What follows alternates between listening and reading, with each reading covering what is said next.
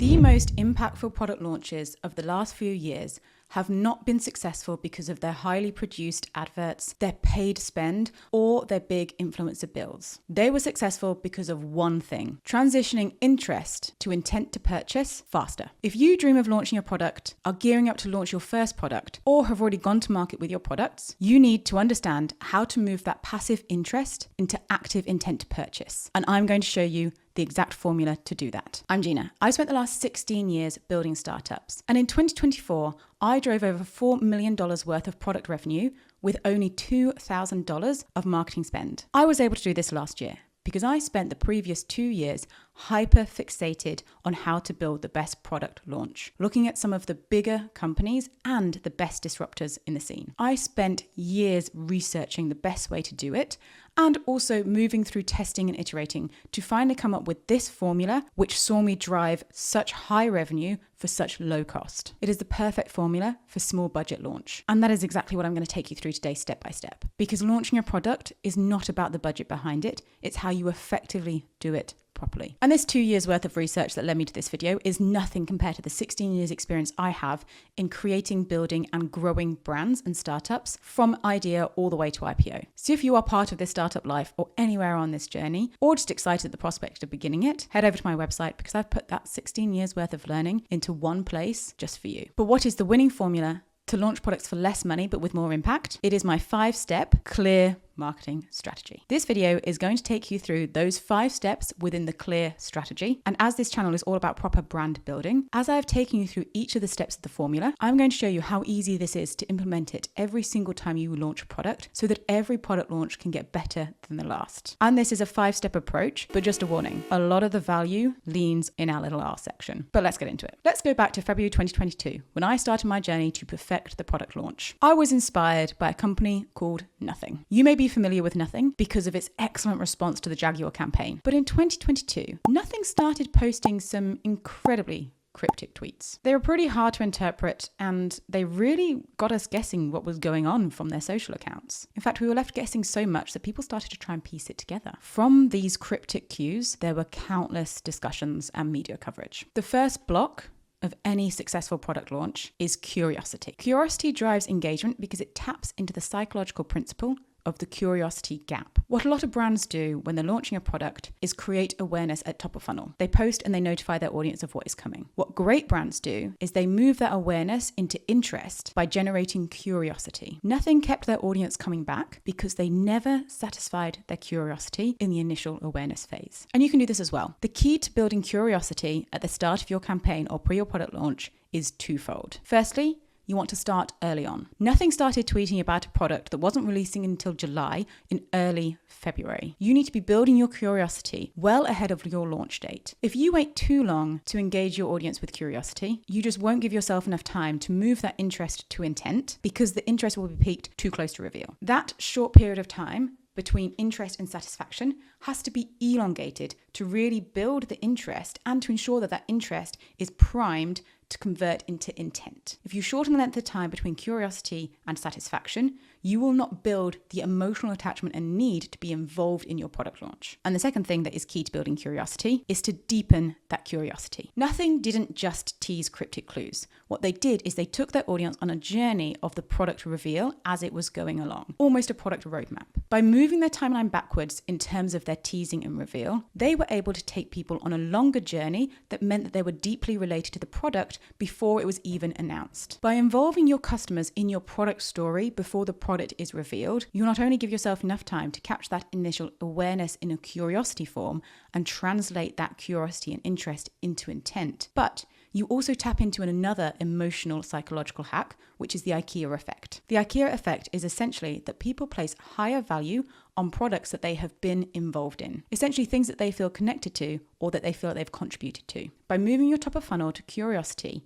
well in advance of your product launch, building that curiosity to maximize on the curiosity gap, and instilling the IKEA principle by sharing your roadmap and parts of your product, you will not only build further interest from that emotional attachment to having the satisfaction of reveal, but you will also get people bought into your product before it's even revealed by taking them through how the product is built and being very transparent about the roadmap, giving them insight and making them feel like they are part of the decision making. And how do you do that yourself? for completely free. Quick steps to implement the first step of this formula. You want to start early with cryptic teasers. So plan months ahead, make it minimalistic. Use your product images or even just hints of your brand and logo. Within this, you want to use CTAs and captions that create that curiosity. Pre-launch, you also want to build out and share your product roadmap. You also want to use social to spark more curiosity with captions and comments. Even when you're not putting out the teasers, you want to still carry on that conversation. Can you guess what's coming? You need to spend your time fueling that curiosity gap. Then you want to make sure that you keep the reveal gradual. Spread it out, elongate that time from interest to reveal, using this IKEA effect to ensure everyone is bought in and feels like they're part of your product. And finally, make sure you have somewhere to capture that interest. Build yourself a lead magnet. If you don't know how to do that, I have a full video on it. But with all this work at the top of the funnel to create that curiosity, but as we know, the best product launches take interest to intent to purchase quickly. And the best way to make sure that people are intent to purchase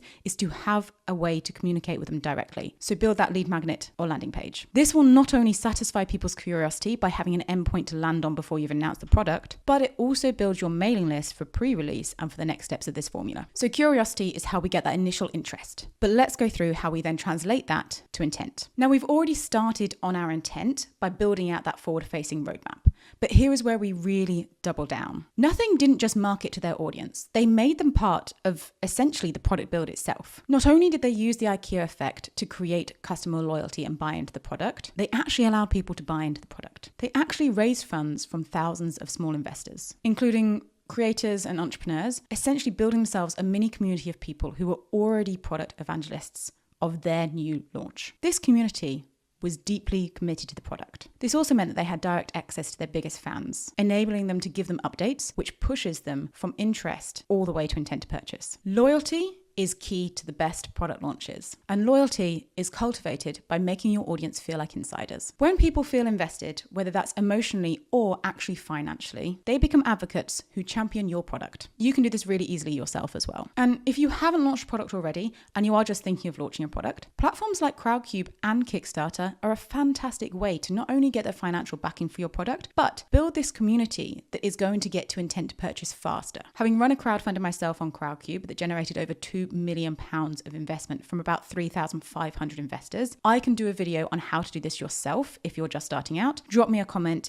if you would like to see that and if you'd like to learn how to do it. But you don't need to get investment from your audience in order to get buy-in. Even without that financial buy-in, you can do this yourself by getting emotional buy-in. Do this by involving your audience in decision-making. You can use polls, you can ask for feedback, ask them colors, features, make people feel involved. You can then invite that feedback. The key to actually getting people emotionally invested is then making sure that that decision-making input, that feedback, is actually organized and reflected back to your followers. It's seen internally and you're telling people you are taking on their information and taking action. The best brands don't ask. They actively promote that they are taking action, driving further intent as people feel they're not only just being heard, but they are molding the product to themselves and their needs, therefore they need it when it comes to purchase. And build loyalty by rewarding early supporters. Offer discounts, exclusive content, or exclusive products for those who supported you early on. And here is a pro tip. And you might not know everything about marketing yet because you are just starting out. And if that is so, I actually have a full course on the fundamentals of marketing that will get you set up. But this is where you want to start looking at your segmentation. By segmenting your audience out here, by those who interact with the Crowdcube, by those who give feedback, by those who answer polls, you will start building a segmentation of your audience where you can understand how to reach them and how to message them. So whilst you're doing this work for product launch, there are a lot of things you can do for your marketing as a whole as well. Again, if you want to learn more about marketing, I'm currently a marketing director and I have built a course of everything that you need to know about small business and startup marketing, even if you don't know where to start. So go and check that out. And now we move on to the third part of this formula, the E. And this is why people overspend on product launches, because they start with the E instead of the C. Traditionally, a formula for launch is to build hype and excitement around a product and then give the people that product. That's kind of what we've been taught. But that doesn't work. Excitement to immediate purchase doesn't give our audience and our buyers the time to have interest and have that translated to being ready to purchase. Excitement and purchase is not an emotional journey that we go through as purchasers. The most efficient and effective way to actually launch products is to build the curiosity and loyalty way before you even think about the excitement. And this is for a couple of reasons. If you've already built curious and loyal audiences, they will be more prepped for the excitement. The payoff from the build-up will be more exciting, but the psychological hacks we have used up until this point will position your audience to feel the need to share the excitement with others. This will boost your results and position these people that are sharing the excitement as already converted, which will in turn create a sense of FOMO within your audience. It's huge social proof where you haven't really had to do anything yourself. Secondly, by building our curiosity and loyalty before we try and drive excitement, you will also learn what people care about. By understanding what people care about and are interacting with in the curiosity and loyalty stages before you create your launch content, your content for launch and your product launch will be far more impactful. And another way in which we can maximize on this excitement and reward those that have been through us through the first two stages is with early access. Nothing implemented this exact tactic of early access. Nothing screams psychological hack FOMO more than giving people who have been with you in your journey access before everyone else. Much like above, where we've cultivated that curiosity and we've cultivated that loyalty. And so when we launch the excitement, our loyal customers are already sharing and exponentially talking about it. Early access will also mean that we'll get that knock-on effect of them sharing their product, creating that FOMO anyway, because they already prepped to essentially be proud that they were part of it and before anyone else. That will in turn create FOMO for the other audience. In order to always transition that interest into intent to purchase, you should have early access for 100% of your product launches. This doesn't have to be early access for anyone who signs up. You can restrict this to key influencers or key members of your community, but without fail, every time you launch a product, give it to certain people early. You need people to have it before you launch because it comes up again. At this point, we have built up that pre-launch excitement. So just after we have got everyone super excited, we launch. And launch isn't actually a step in this strategy because that is an action. A lot of people fall down because they put so much time, effort, and energy into the actual launch, where the work needs to be done before the launch and after the launch. And the launch is just a byproduct of when you decide to go out. So go out after you've built that excitement. Do look at what makes sense within your marketing calendar. Do look at what happens in the industry as well. But ultimately, the time you launch doesn't matter. It's where you launch within the formula. So you will have noticed that we've only got to step 3 and we have launched. There are 2 more steps to come. And that is the difference between a product launch and a successful product launch. So many brands fail because they put all their effort and energy into the launch, and it's pointless. Your effort and energy needs to go into the pre-launch and the post-launch. Trying to build interest and purchase within a small window is such a waste of your efforts. Putting the effort in before and after is not only easier, but it's also better to convert that interest into purchase. It breaks my heart to see so many brands put so much effort into just a launch day, not do the pre-work and not do the follow-up, and walk away with ultimately a fraction of what they could have delivered. But we have launched, we are out, we have given early access to key members of our community or a couple of creators. And what is the next step in the formula? It's amplification. Launching a product isn't just about launching that product. It's amplifying your message to the correct people. Nothing didn't solely rely on their channels. They leveraged influencers, they leveraged creators, they leveraged reviewers. They actually started doing real life demos. They took their customers and their creators and turned them into marketers, which is why I say for every single product launch, 100% of the time, you need to give early access to a few key people because they are going to be your marketers. True, highly converting amplification comes from other people speaking about your product. It's trusted voices, it's organic content. And we have actually done all of the groundwork to build amazing UGC with our first 3 steps of this launch. So from that groundwork, this part of the formula is where you start focusing on that push and that amplification. You want to now partner with micro influencers. I've done a whole video on how you can do this for free and how you can actually work with creators without any budget. So do go check that out. Or if you want me to do more of a deep dive, let me know in the comments. You also want to encourage that UGC. You want to start hashtags, you want to start threads, you want to start people talking about it because you've already done the hard work in getting people to be part of your audience and to be your loyal customer. So now you want to amplify their UGC by giving them everything they need. I'm talking give them hashtags, give them content, spotlight them, encourage that UGC because that is the best amplification. It's social proof and it's testimonials. You then want to make sure that you are showing real life use cases. With this whole formula, you have access to so many of your customers, you have access to so much of their information, and you've been including them in your roadmap. So you want to then build out a use case for each of those buyers that you have built. Make sure you're hitting them with how it interacts with their day-to-day lives, all the pain they've removed, all the pleasure they've received. And this does not have to be high-end. You can reach out to them directly to do it themselves in some cases, or just make very scrappy use cases. People don't care about the production, they care about the value. Amplify the messaging that is already working. And now this final step. This is the R. And this is what I told you at the beginning of the video would be really important and actually relates to everything you're doing in this entire formula. And it is realness. And if we stick with nothing for now, because this is what sparked my curiosity and took me on this 2-year mission, let's call it, they did not create a high production flashy video for their launch. Their video was actually filmed on their iPhone 1, which is kind of a product testimony in itself, but incredibly low budget. In fact, no budget, just straight shoot and edit by one of their team. A superpower that us small brands have is that we actually have a purpose and we have a story. And because we don't have the deep pockets or endless resources of bigger brands, we are going to make mistakes. We're going to have ups, we're going to have downs, we're going to go through certain emotional feelings, but that is a key superpower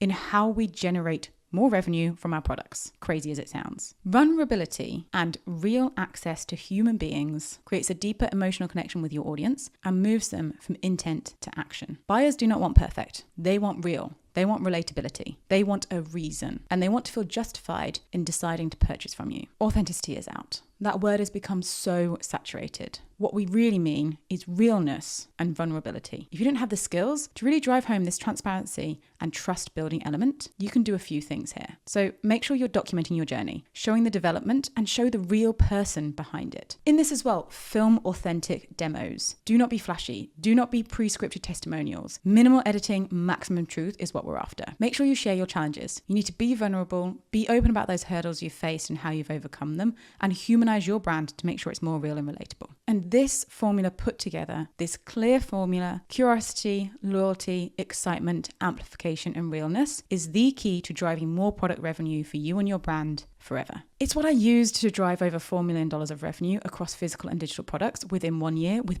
basically no spend whatsoever. So how do you actually implement this whole formula that we've spoken about today? Well, as everything, you keep it in a centralized space to enable yourself to take action. And that's through my Notion template. What you're going to do is you're going to grab yourself this free Notion template and you're going to see that in here, I have a whole section called data and analysis. This is linked to our marketing roadmap and content planning so that you can implement the C.L.E.A.R formula now into your planning, but also every time you launch a product within your planning card, put down what works, what moves the needle for you in creating loyalty, what was the best thing to build excitement, what was the best way to amplify, and what resonated when you were real. By adding that information into this table, every time you come to launch a product, you have this clear strategy and you know exactly for you, your brand, and your audience, what works within each step of the formula. The guaranteed way to make sure every product launch is better than the last. That is how you not only execute on this every single time, but every single time you get better and you smash those revenue milestones. Let me know in the comments if there's anything else you want me to expand on. Do like, subscribe.